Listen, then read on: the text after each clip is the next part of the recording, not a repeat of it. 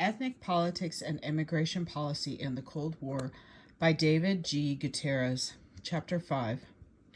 World War II appeared to mark a significant victory for Mexican American activists and organizations that had pursued an integrationist civil rights strategy, shrewdly manipulating wartime rhetoric during a period in which discussions of human rights and self-determination of peoples dominated both domestic and international political discourse. Mexican American civil rights activists had achieved unprecedented political leverage, with tens of thousands of Mexican Americans combat veterans returning to their homes. Mexican American community leaders in the Southwest had every reason to expect to push their civil rights demands farther in the 1950s. However, the continuation of the Bracero program and the reemergence of the so-called wetback problem seemed to threaten virtually all of the gains Mexican American leaders had fought so hard to attain in the 1940s. With Mexican immigrant workers pouring into the Southwest, Mexican American political advocates and organizations worried that, like previous periods of large-scale migration from Mexico, this one would undermine the limited economic, social, and political opportunities Mexican Americans had available to them. Consequently, soon after the war ended, most major Mexican American organizations redoubled their efforts to win repeal of the Bracero agreements and to convince Congress to impose strict new limits on future immigration from south of the border. Although they may well have been sympathized with unfortunate immigrants who entered the country seeking only to make a living, most of the Mexican Americans who were active in public life insisted that the rights of American citizens had to come first. Not all Mexican Americans viewed the renewed controversy over Mexican immigration exactly in this light. However, a small but growing number of Mexican Americans had begun to argue that Mexican immigrants' plight in the United States was closely linked to Mexican Americans' own political struggles. From their perspective, the growing controversy over legal and illegal Mexican immigrants was diverting attention from the true source of Mexican Americans. Depressed position, the persistence of the persistent discriminatory policies and practices that allowed the exploitation of Mexican Americans and other ethnic minorities in American society to continue. Although this point of view remained well outside the mainstream of Mexican American public opinion in the 1940s, arguments supporting it resonated with more people in the 1950s, particularly after new federal immigration and naturalization laws were passed in 1950 and 1952. The laws were not drafted specifically to deal with the new Mexican problem of the 1950s, but Mexican Americans could not help noticing that ethnic Mexican residents of both nationalities once again seemed to be bearing the brunt of the government's new restrictive immigration and anti-subversive policies. This new awareness contributed to a gradual yet unmistakable shift in the political perspectives of many Mexican Americans, as the repressive and discriminatory aspects of such laws as the Internal Security Act of 1950 and the McCarran-Walter Act of 1952 became clear, and as Mexican Americans watched federal agents engage in massive sweeps of their neighborhoods during the so-called Operation Wetback in 1954, more and more of them began to realize how closely their own civil liberties were tied to the legal and political status of Mexican immigrants. Consequently, such as they had reacted to what they considered the scapegoating of Mexicans during the Great Depression, many veteran and new community activists came to see the mass deportation, coerced repatriations, and breakup of Mexican American families as symptoms of a much larger system of race and class exploitation.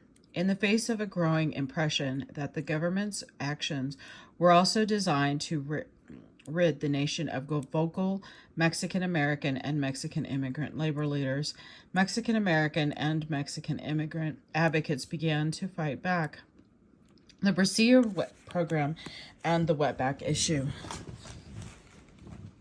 As the apprehensions of undocumented Mexican workers continued to rise dramatically in the early 1950s, Mexican American community leaders and civil rights organizations intensified their protest against illegal immigration and the continued use of the bracero labor. LULAC remained the most visible of the Mexican American organizations to press this case after the war. But by the late 1940s, other groups had begun to enter the fray. The most aggressive of these new organizations was the American GI Forum of Texas.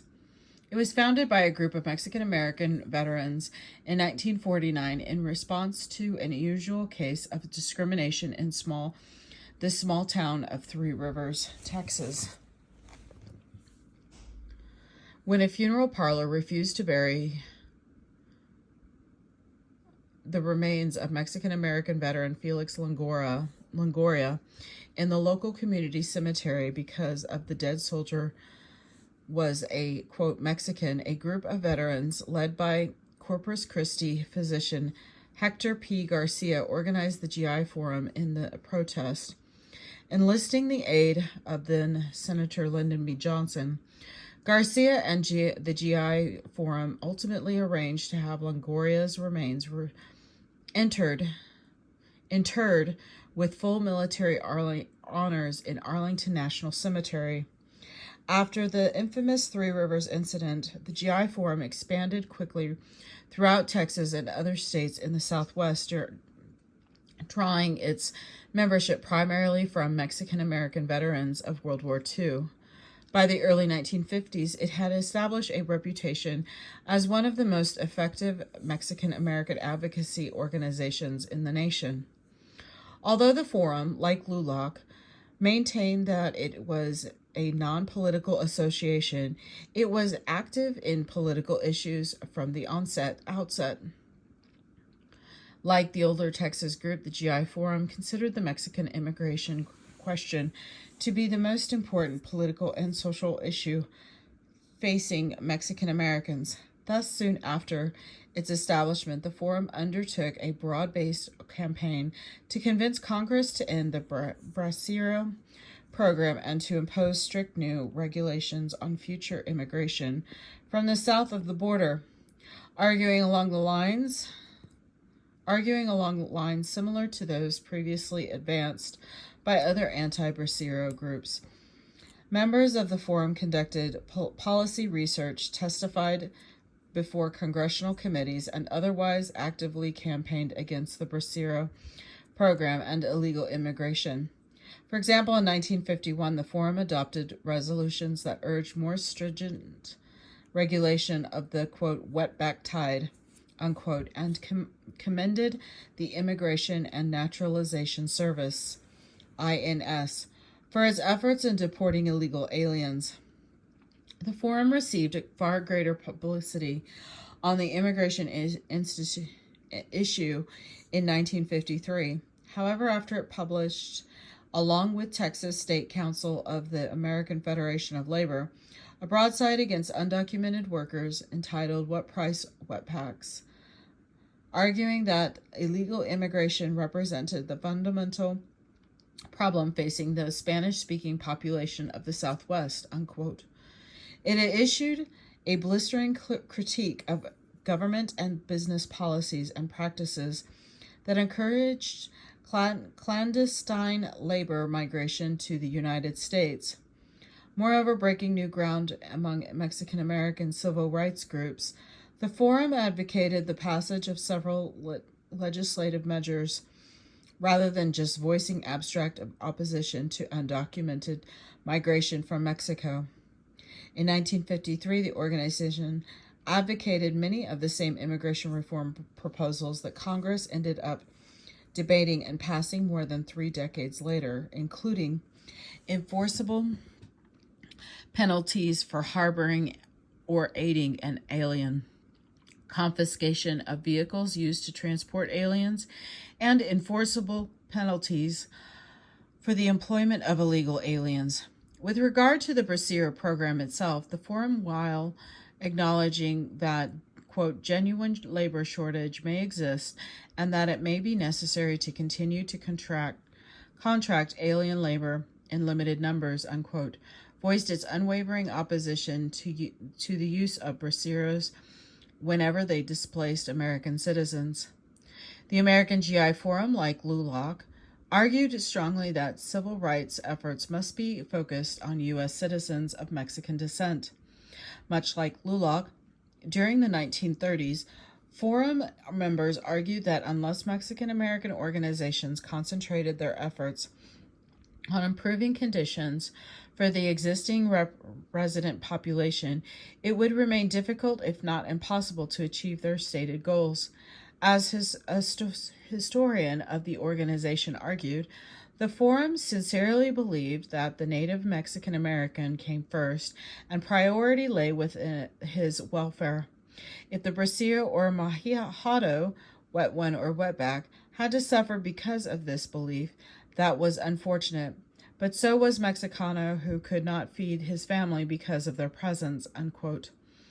Forum members insisted that much of the poverty, ill health, underemployment, and low educational attainment of the Mexican American population was tied, at least indirectly, to the adverse impact of Mexican immigration. In testimony before the President's Commission on Migratory Labor in 1950, Garcia summarized his organization's concerns by asking, would 30,000 Americans migrate if they did not have to? Would they expose their children to sickness and death if they did not have to? Would they leave their homes and schools to migrate to uncertainty if they could make a living at home, unquote? Forum members had already come to their own conclusions on these questions. As far as they were concerned, whatever good the Brasier program had contributed to the nation during the war had been, unquote, subverted to the crass desires of American ranchers and farmers at the expense of American citizen labor, which is being displaced in increasing numbers and whose wages are being depressed more and more, unquote. Maintaining this basic position throughout the 1950s, the organization expanded its demands, in 1957 by insisting that action also be taken, quote, against Mexican residents who commute across the border bridges to work in the States, and to bar Oriental labor from the country. Ernesto Galarza and Brasiero issue. Of all the individuals who had reason to contemplate ramifications of the issue of Mexican immigration, Ernesto Galarza probably wrestled with the question the longest. Born in the village of Jacalatan, Nayarit, he had a long distinguished career as a scholar, community activist, union organizer, and spokesman of the Mexican American community. An immigrant himself, Galarza spent the greater part of 6 decades criticizing what he considered to be fundamental exploitative character of American immigration and labor policies concerning Mexicans. Beginning in the late immigration and labor policies concerning Mexican, Beginning in the late 1920s, he expressed a point of view on immigration, labor, and the nature of Mexican culture in the United States that strongly influenced both his contemporaries and subsequent generation of Mexican American activists and community leaders. He died in San Jose, California in 1983. During his long career of activism, Galarza proved himself an articulate and often controversial spokesman for farm workers, many thousands of whom were, of course, Mexican Americans and Mexican nationals. During the 1940s and 1950s, his primary forum for voicing his views on farm labor issues was the National Agricultural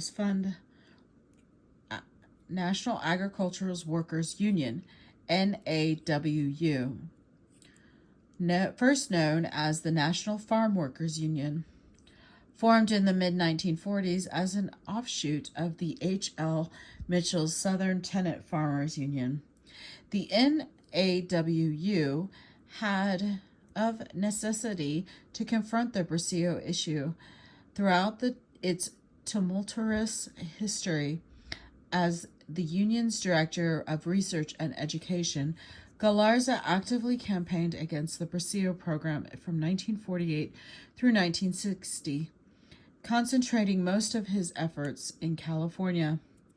Although Galarza's view on the Brasillo issue clearly reflected his trade unionist orientation, the NAWU's argument encapsulated many of the more general objections Mexican American organizations had previously advanced during the Brasillo debate.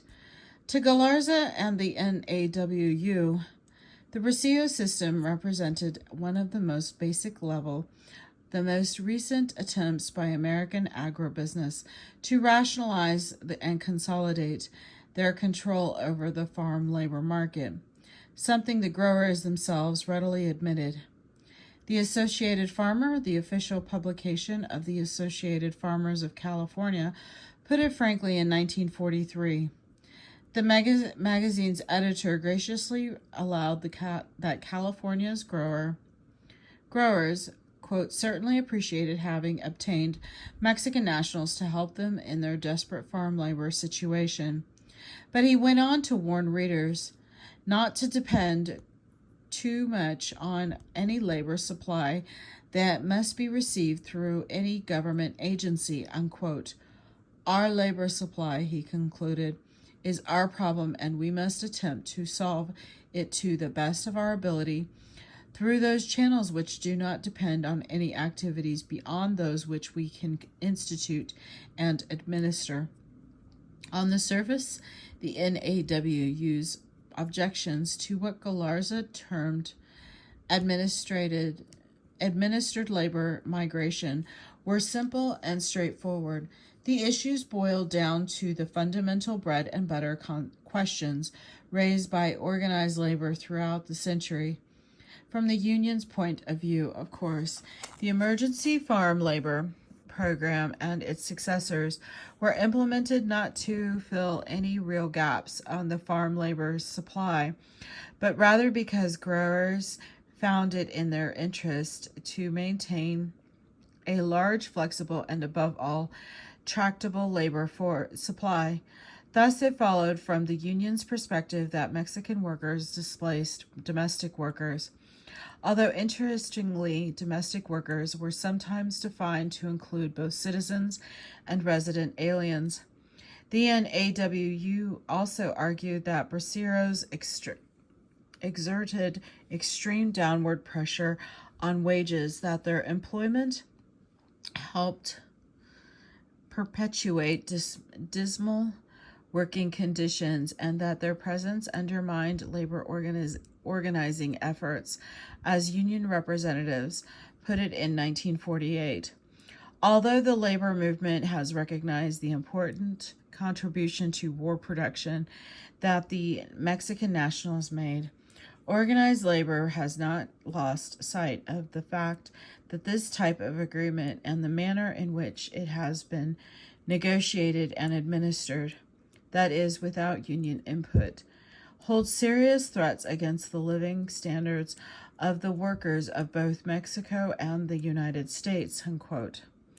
In articulating these objections, the union spokesperson argued that rather than important foreign workers, Congress should pass legislation guaranteeing American farm workers the same rights as those afforded braceros: a set minimum wage, job placement assistance, low-cost transportation, adequate housing and health care, and the right to collective bargaining. NAWU,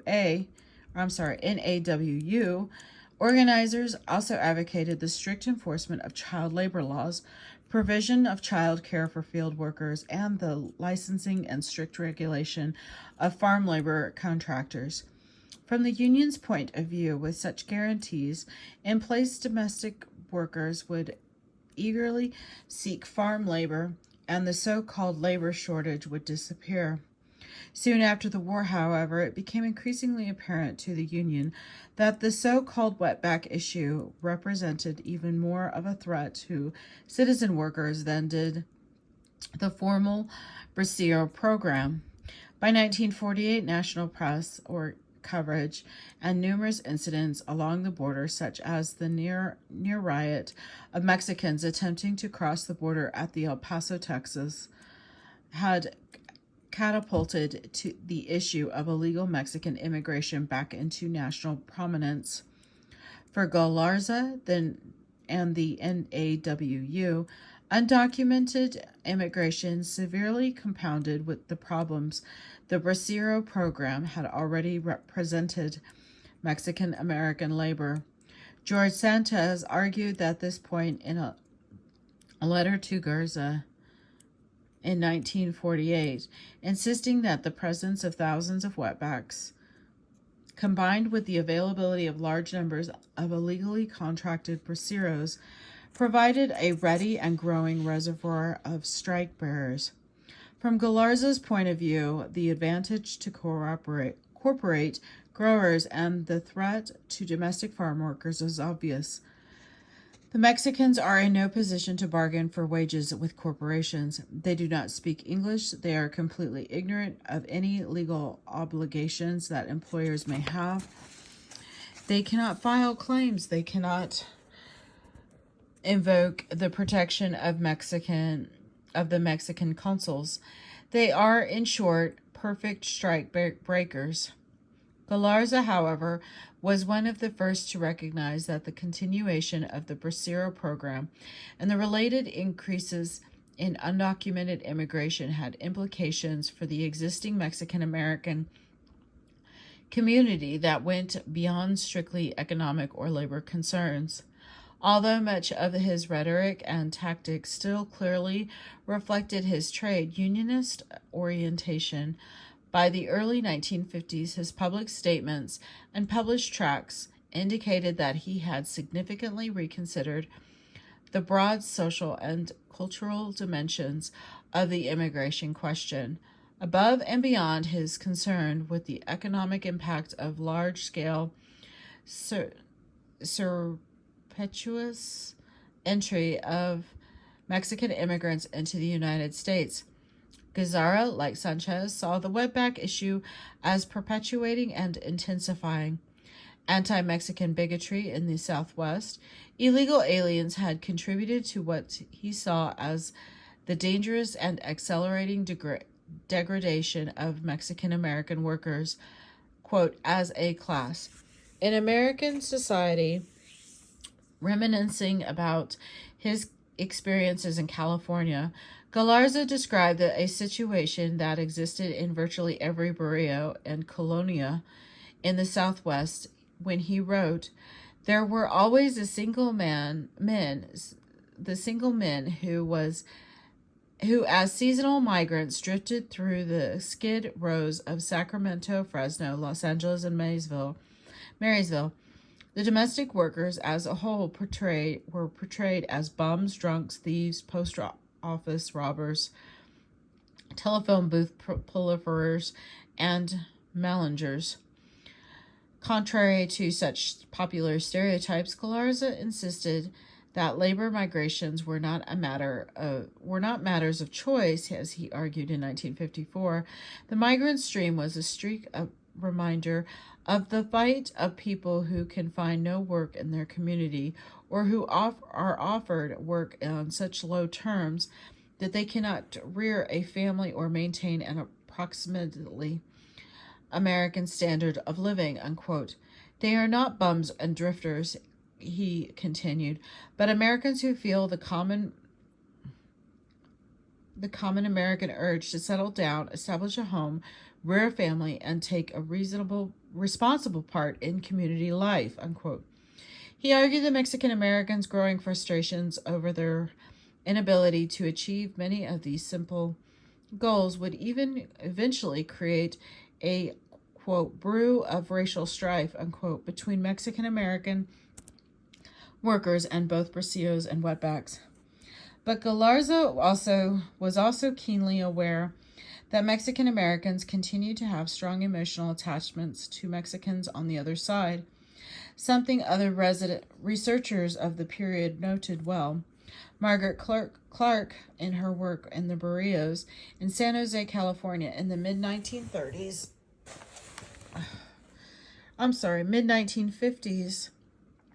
commented on the deep ambivalence Mexican Americans and Mexican immigrants seemed to feel toward one another as they lived their lives in close proximity.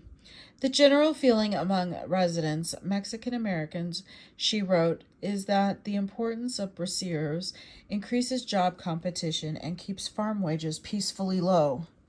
But as one Barrio resident told her, I've been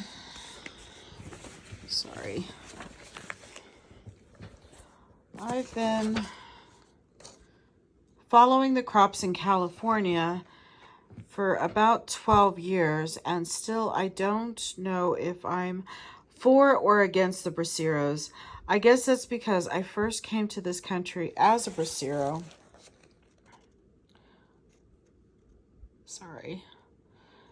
Myself in 1944 and know something about their problems. But I also know that when the braceros come in, the wages stay very low. That's pretty bad for people who have to earn their whole year's income just during the harvest season.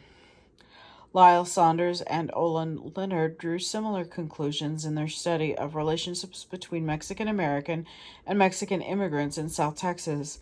Although many Mexican Americans were obviously resented the presence of large numbers of recent immigrants, the researchers noted there is also a certain affinity between them, which comes about partly because of the fact that they share a common language and have many other cultural traits in common, and partly through the fact that they tend to be thought of as one group by the English-speaking people of the valley, in a strange land whose customs and languages are much different from those of his own country.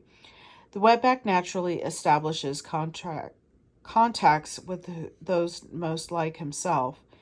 He does his shopping in the Mexican section of town. He rents a shack on the back of one of the lots owned and inhabited by a Spanish-speaking family. He turns to Spanish-speaking truckers for employment.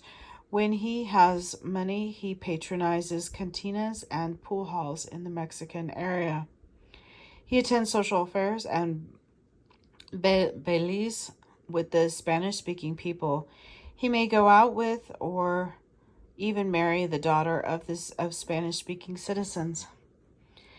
For his part, Galera, perhaps more than any of his Mexican-American contemporaries, seemed to recognize that the immigration debate affected the lives of Mexican Americans and Mexican immigrants on many levels, other than merely the economic. Consequently, throughout the 1950s, he advanced arguments that increasingly diverted blame from the individual Barrios and wetbacks, while pointing the finger at government and business. For example, although much of the NAWU's criticism of the Bracero program through the years was directed at American corporations. By the early 1950s, the Union had begun to expand its analysis and critique to hold both the U.S. and Mexican governments accountable for allowing illegal immigration to continue. Thus, the Union at one point argued that the U.S. government and the American taxpayer had provided Mexico with a safety valve for its own misguided economic and social policies. Later, he added another innovative tactic to his strategy for effecting the demise of the Bracero program. He pointed out that the foreign labor programs should be outlawed because it violated the Mexican Constitution. He argued,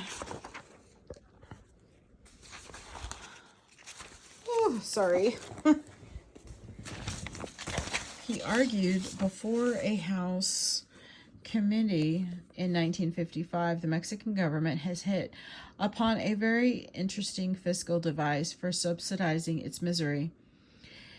It is taking out the wage tax on the lowest paid American worker, thereby obtaining a slightly higher standard of living to which our underpaid workers are already forced. Galarza eventually insisted that his union's primary concern was not with individual legal or illegal immigrants, whom he generally viewed as merely trying to make a living. In an interview late in his life, Galarza noted that the NAWU gradually shifted its strategies on the immigration question away from discussion of impoverished Mexican workers themselves and tried to publicize the inherently exploitive and systematic nature of the issue, as he put it.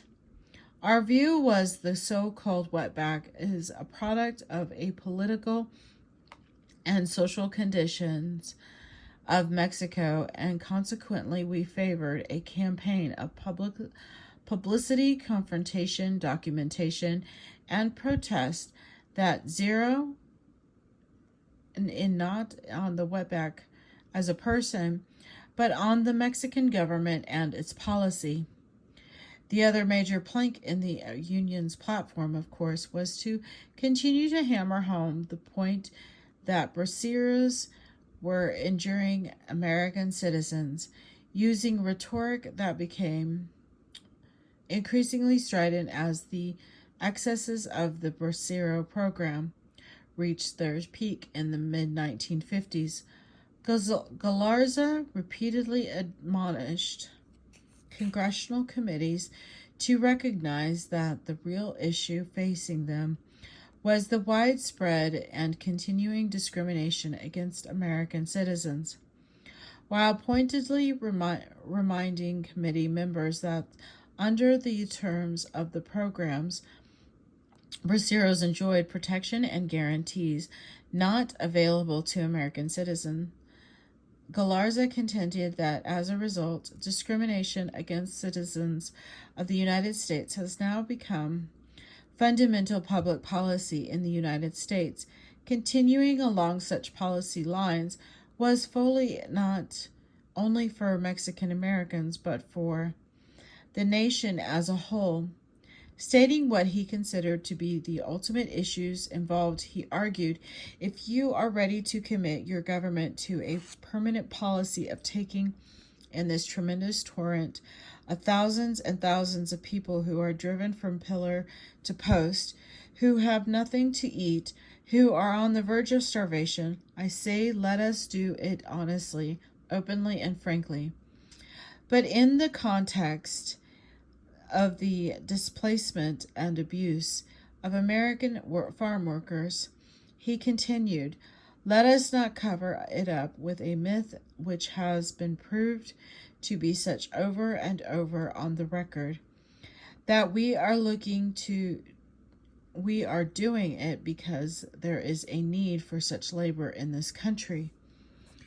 Immigration and anti-communism. Good morning. Galarza's contention spoke to a subtle yet important broadening of the immigration debate that was developing among Mexican American activists in the early 1950s. As evidence in his argument, much of the NAWU's opposition to Mexican immigrants rested on the same economic competition arguments that had been heard since the 1920s, and yet in much of the same manner of that organizations should, such as WCAPAWA and the Congress of Spanish-Speaking Peoples, had developed their views on the issue, as already noted by the 1950s. Galarza and the NAWU had begun to think of the problem as encompassing much more than its strictly economic aspects.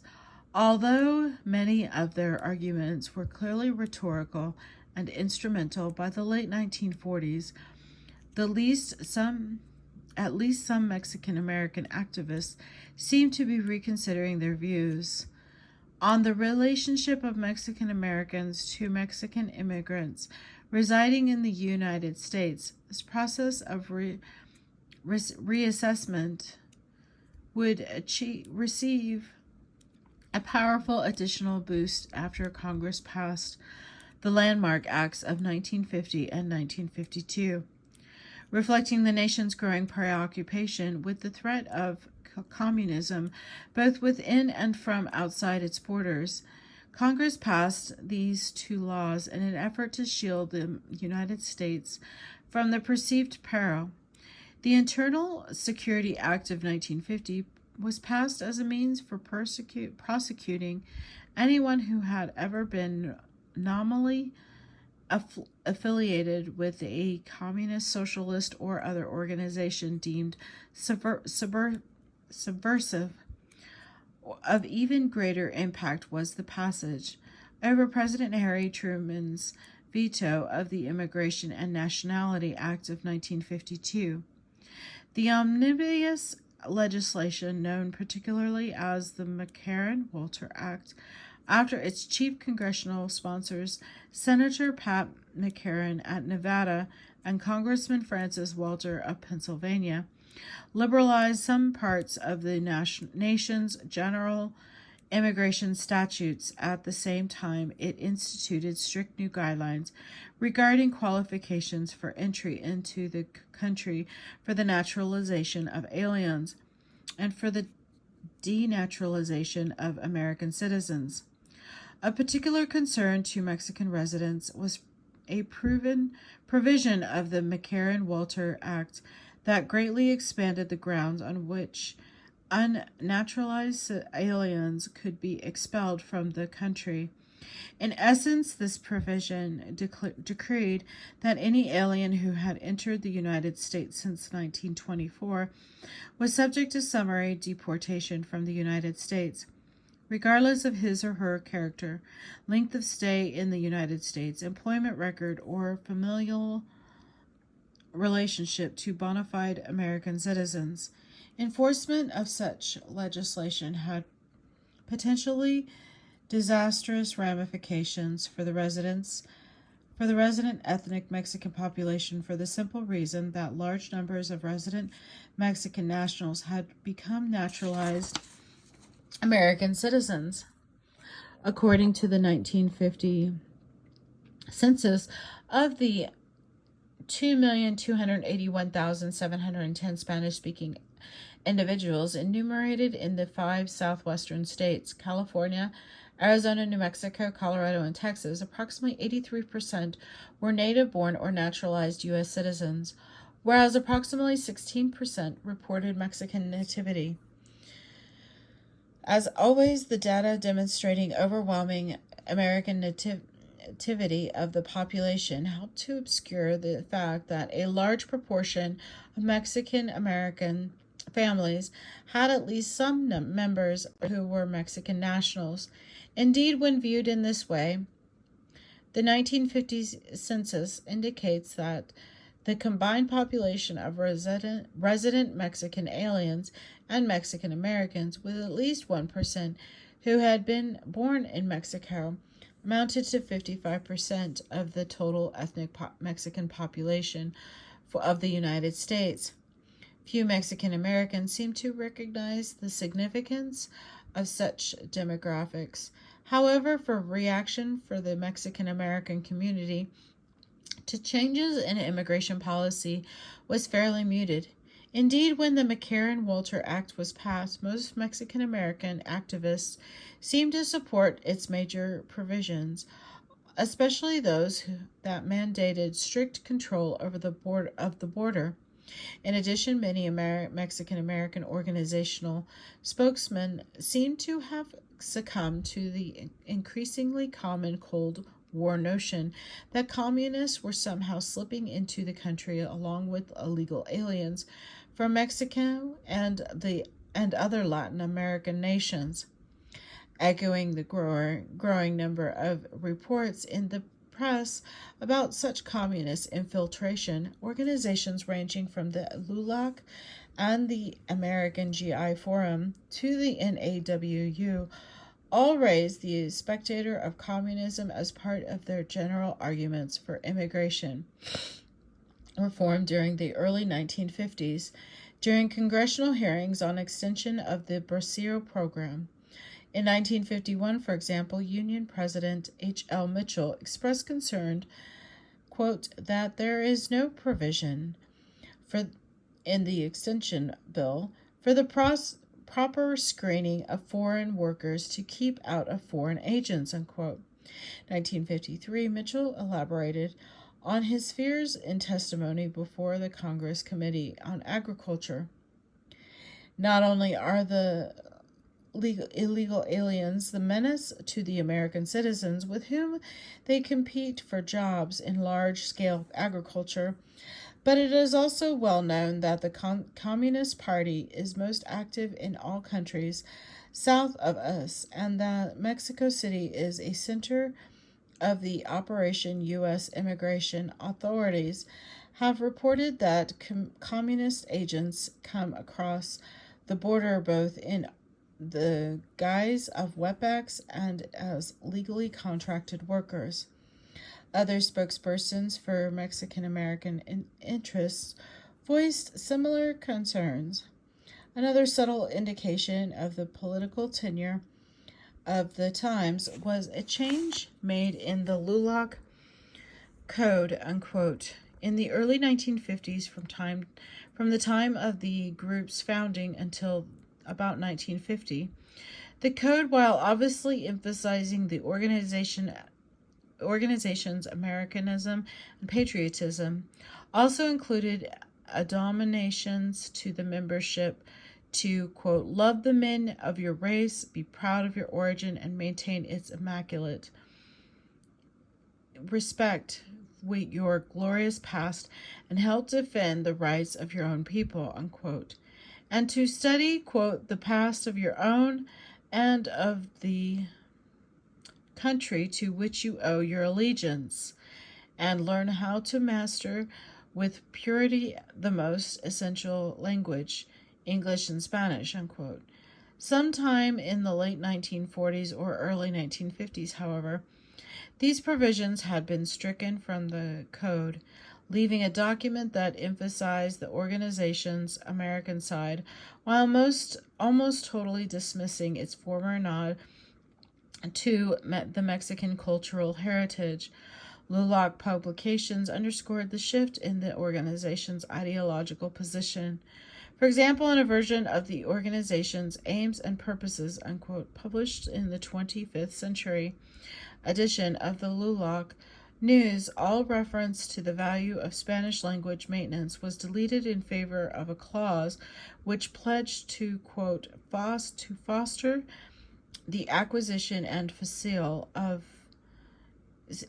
use of the official language of our country, that we may thereby equip ourselves and our families for the fullest enjoyment of our rights and privileges and the efficient discharge of our duties to this, our country.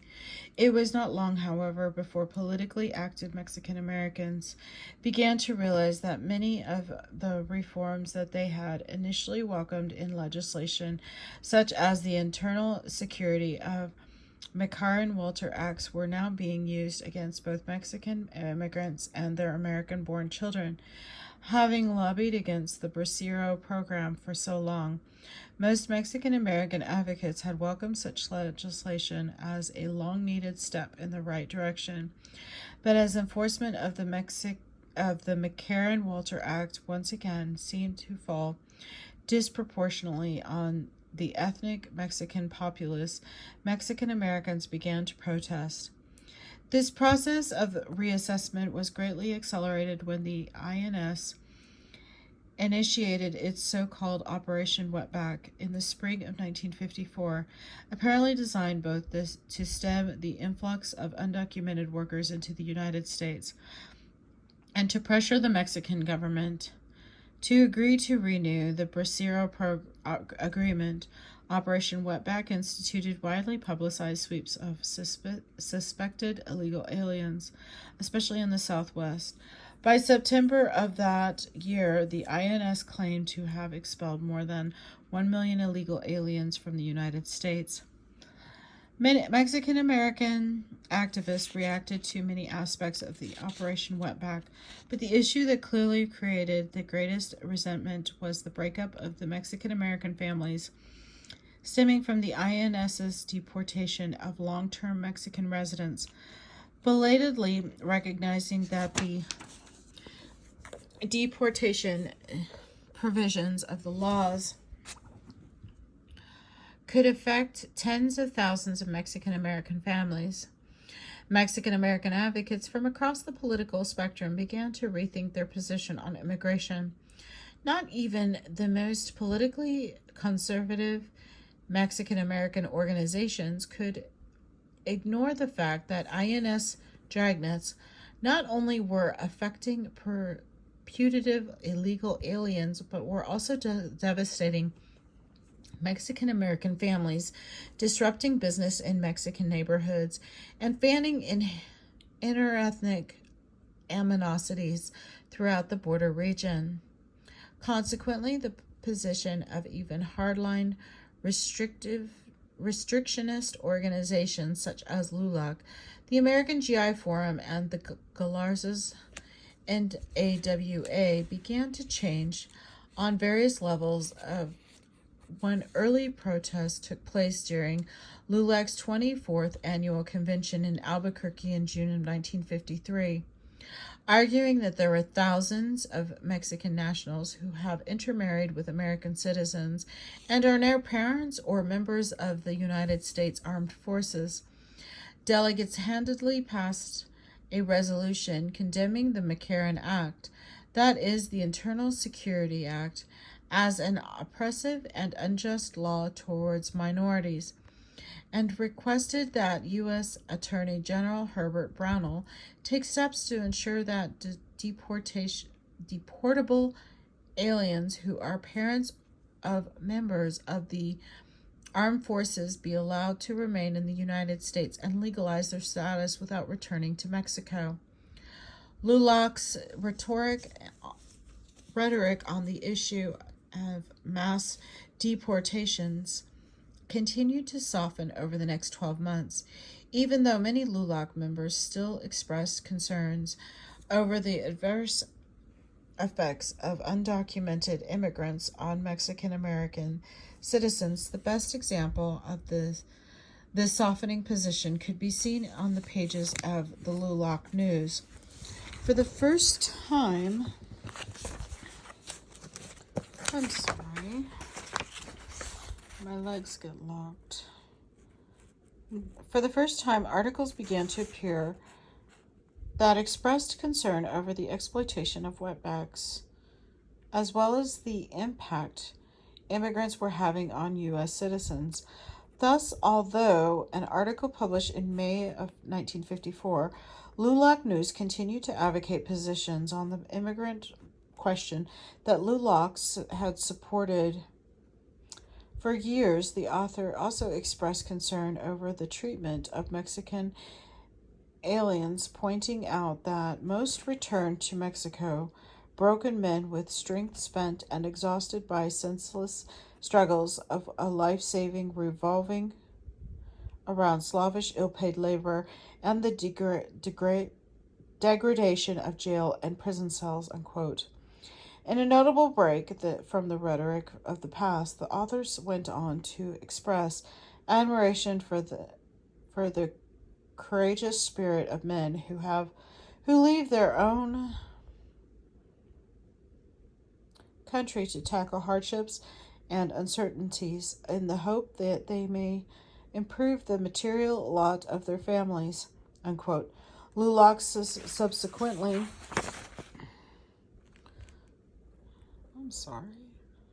reinforced this position by officially endorsing the views of the Reverend Matthew Kelly of the Catholic Bishops' Committee for the Spanish-speaking in the Southwest, who argued that wetback traffic benefits no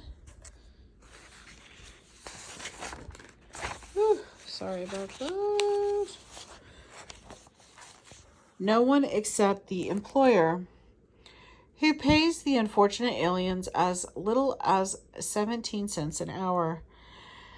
There is no good reason to tolerate such a situation. Broadened understanding of the many dimensions of the immigration question also becomes more evident in Luloch's internal discussion and debates through the group's continuing ambivalence on the issue remained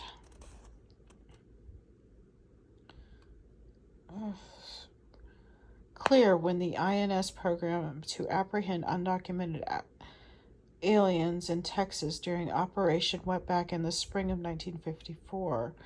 LULAC, which among Mexican-American groups remained the most supportive of the government's anti-communist and anti-immigrant campaigns, heartily endorsed the agency's efforts. In this series of articles in the LULAC News, the organization called on the Mexican-American community to cooperate with immigration officials and castigated those who opposed the sweeps as, quote, men who have developed a belated and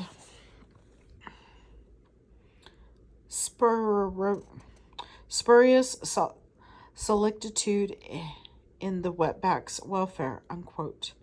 In the spring of 1954, however, LULAC's national president, Albert Amandos, became embroiled in these issues after a LULAC member protested the organization's apparent drift in position on the immigration debate. Responding to the member's resignation in an open letter to the organization's general membership, Amandos addressed both what he considered to be LULAC's mission and the larger question of what it meant to be a Mexican American in post-war society.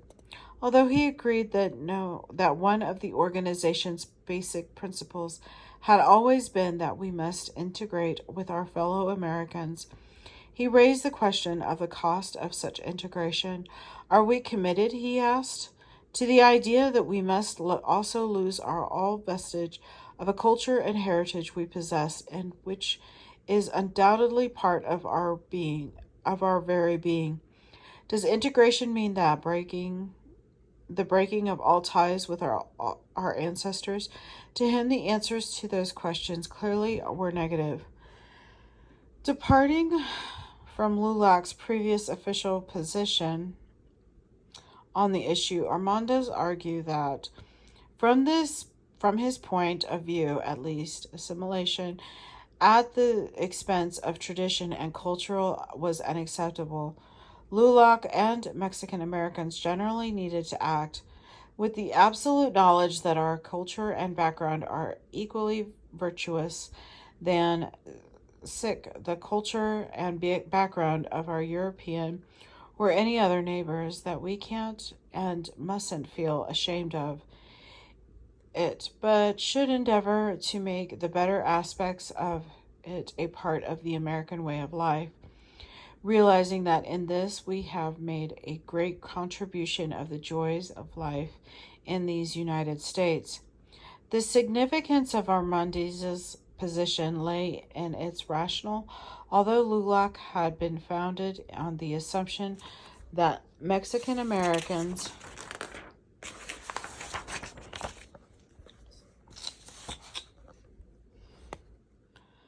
needed to maintain strict boundaries between themselves and Mexican immigrants.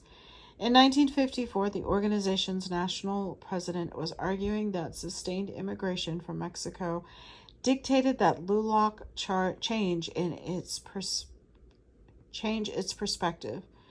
The Armendiz's view, at least, not only was the ideal of integration as the sole purpose of LULAC unwise, but it is doomed to failure, unquote. Armendez tempered his comments by expressing his belief that a sudden stop of immigration would find us completely integrated within a single generation. But he argued, nevertheless, that Mexican Americans had to face the reality of continuing immigration from Mexico. LULAC members had to acknowledge that they were faced with a unique situation. Not only was their community being constantly replenished culturally by Mexican immigrants, but the constant influx of immigrants, braceros and wetbacks too, make the process of integration a perpetual one. This discussion proved to be just one round of a sustained debate within the organization. At LULAC's next national convention, the members carried the debate onto the floor. The delegates reaffirmed their long-held belief that wholesale importation of wetback laborers, unquote, represented a menace to the social, economic, and educational well-being of American-born citizens of Mexican descent. Nevertheless, after what was reported as spirited debate, LULAC members went on to record in opposition to the McCarran-Walter Act because, as they put it, the law was oppressive and unjust and creating great hardships to thousands of families in the deportation of aliens who entered the country illegally but have established residence. LULAC's El Paso Council, Armendez's local council, went further, offered a resolution which proposed that Mexican aliens who had married an American wife had American-born children, were law-abiding, and had maintained steady employment should be permitted and allowed. My goodness gracious, my body's aching today. I'm sorry, God. Law-abiding and had maintained steady employment should be permitted and allowed to be legalized and to legalize their residence in the United States without having to return to Mexico, unquote. Although the El Paso's council resolution ultimately was tabled for further discussion, the very fact that LULAC's national membership was discussing the immigration issue in these terms represented a significant shift of opinion within the group. The ostensible issue at hand was that the status of Mexican immigrants in American society, but by the summer of 1954, some LULAC members are explicitly linking the issue of immigrants' rights to their own campaign to achieve civil rights for American citizens of Mexican descent. More important, a few were linking the immigration issue to reconsideration of the boundaries of the community LULAC had long claimed to represent. In many ways, the organization's consideration of the wetback question and of a response of the McCarran-Walter Act had forced LULAC members to contemplate the criteria on which to base the eligibility of Mexican aliens for membership in their community. Finally, recognizing that the Mexican-American population had always included significant numbers of unnaturalized Mexican residents, their spouses, and their American-born children. Some LULAC members were coming to realize that they needed to reconsider some of their most cherished political assumptions. The realization caused some LULAC members, including its national president, to adopt positions that in many ways were remarkably similar to the positions that leftist groups such as Congress of Spanish-Speaking Peoples had advocated some years before. Although LULAC as a whole ultimately backed off from full endorsement of the notion that naturalized long-term Mexican residents should be considered as fully vested equal members in either the Mexican-American community or American society, the organization from that time forward advocated the clemency for long-term resident aliens. Other influential Mexican-American leaders and organizations also reapprised the significance of immigration, as we have seen. Even Ernesto Galarza and the NAWA eventually had to acknowledge the larger implications for the Mexican-American population. The Bracero wetback debate, although Galarza continued to criticize American immigration and business policies and practices throughout his long career, he realized over the years that the immigration issue had become inextricably enmeshed with Mexican Americans' future in the United States. Indeed, he sometimes argued that the essential conflict was not only immigration per se, but what he saw as the excruciating confusion in cultural and political identities that mass immigration had created in the Southwest ethnic Mexican population.